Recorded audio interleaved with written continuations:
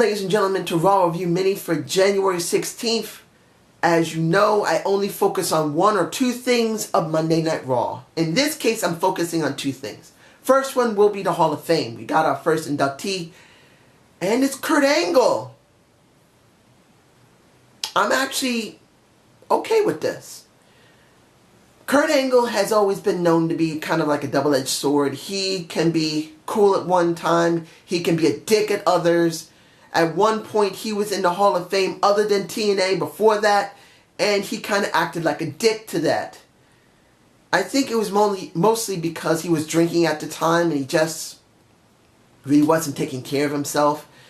By the time he got himself cleaned up, he became a TNA Hall of Famer there. I say this about Kurt Angle.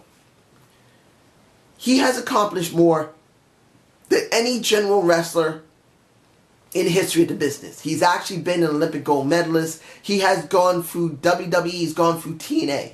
And he has gone to at least a couple other promotions, at least in the last year or two, particularly when he went up against Cody Rhodes. I can't remember what promotion he was in at that time, but he did wrestle Cody Rhodes at one point, I believe. That was scheduled. I think he actually did. I never saw the match, but I do understand he did wrestle him outside of both promotions. I'll say this. The guy made a lot of mistakes. The guy has been a drunkard, and he's been a dick. But it doesn't take away from what he has accomplished, and I do respect that. And hopefully, after the last time he cleaned himself up going to rehab because he was an alcoholic, maybe this time he will be more appreciative and actually more better.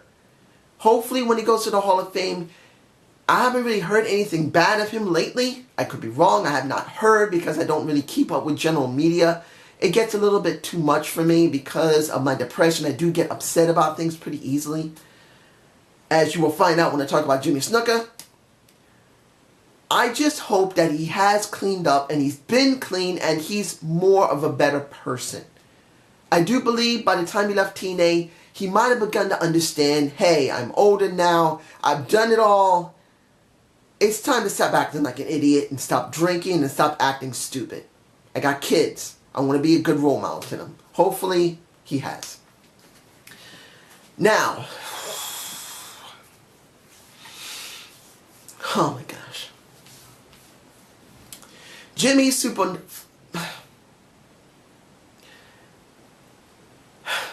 I was upset when Roddy Piper died. I was really upset. Then Chyna died. That got me bad. You know why? Chyna was only roughly a year or two older than myself, ladies and gentlemen. If you think I look young, which I probably don't anymore after all the stress I've been through, I'm in my 40s, ladies and gentlemen. I'm nearly 50, about 5 years away from 50. And she was only a year or two older than me. And next to her being not much older than me, I loved Chyna. And it was really upsetting to understand what she was struggling with. If anyone had seen her talk to Vince Russo in an interview, that was like a couple of years ago before her death, she made it very clear. I got my heart broken by Triple H. I took the thing and then I tried to move on, and the WWE would not let me move on. They wouldn't let me use my name because that would have been my livelihood. I could have moved on happy, but I wasn't allowed to do that. And I had to fight in the courts, and I lost in the courts, and I tried to do something in porn, and I couldn't do anything in porn, so I couldn't stand it anymore, and I moved to Japan because I couldn't take it anymore. And then after 5 years, she comes back in the hopes of straightening out her life, and she dies. That killed me then, ladies and gentlemen. It hurt me bad, but this? An end of an era. That might be the title of this. Not an end of a legend, not the end of wrestling, but an end of an era. Let's be honest, ladies and gentlemen. For those who are under the age of 30 years old, you have not seen what golden age wrestling was like. Now, I know a lot of people say, oh, who wants to go through all that stupid stuff back then? But people still talk about it. The younger people who have been watching the older shows who seen the older tapings realized that the product was better years ago. It just was. Even if you go from Golden Age to Attitude Era, in between those years, it was still a good type of era. And Superfly, most of it was there. He was there during the 70s and 80s. He came back at least once or twice during the 90s. Not really to do anything substantial, but to really help out relatives.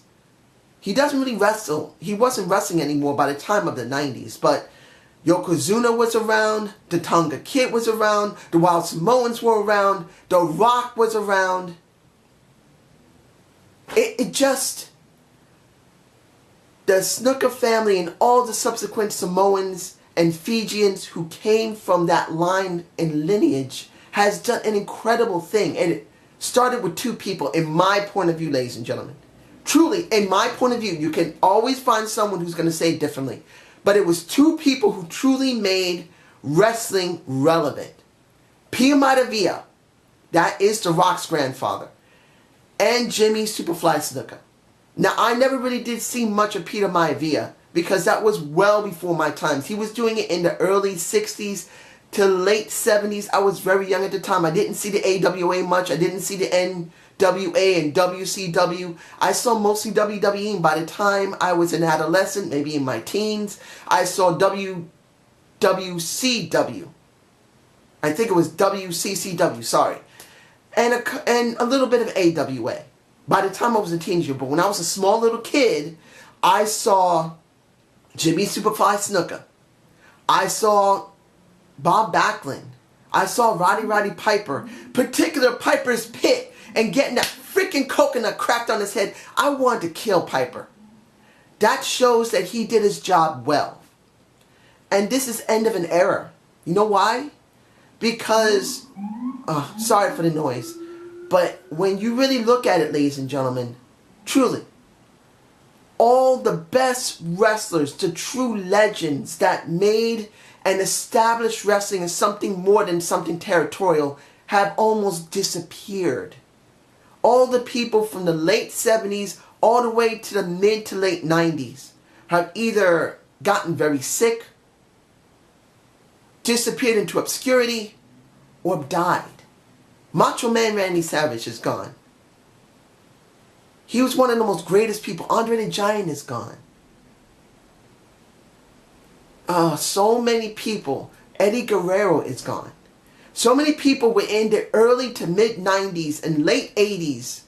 I have to say the early 80s into the early 2000s. They really did something. Even the older generation. Terry Funk did something. He's alive now, but he's part of that older generation. And the most important people of those generations have now gone.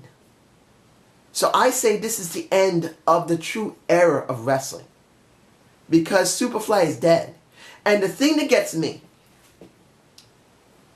he was... The allegations of him killing someone, really, whether it's true or not, he was exonerated by it. And then 5 or 6 days later, he dies. Now, I could say this about that. In my belief system, the Great Spirit decided to let him go because he proved himself. He honored his ancestors. So his ancestors said, it's time to come home. Time to come on the journey. And that's the way I'm going to see Jimmy Superfly Snuka. Was he perfect? Oh, hell no. He was not a perfect man. Whether he did some bad things in the past or good things in the past, it's always going to be up for debate. He has made a mark in wrestling and a mark on people. Whoever he met and whatever he did in front of this screen like I'm doing, he changed people's lives, many of them for the better. So, I can only say, be at peace. Be at peace on your journey. And I'm going to always remember you jumping off that top. If anyone had ever seen that match and see him jump off that steel cage, take a look at it. It was one of the most shocking things you could see. And it was just the beginning for wrestling. He helped pioneer that. But it's just my point of view. You guys tell me below. I hope you enjoyed the Zane View. Please give me a comment below. I gotta say this. Reality of Wrestling has not released episode 145 yet. Until they do, I can't do an episode of Reality of Wrestling. But when they do, I will do one. Have a good day. Have a good night. Peace.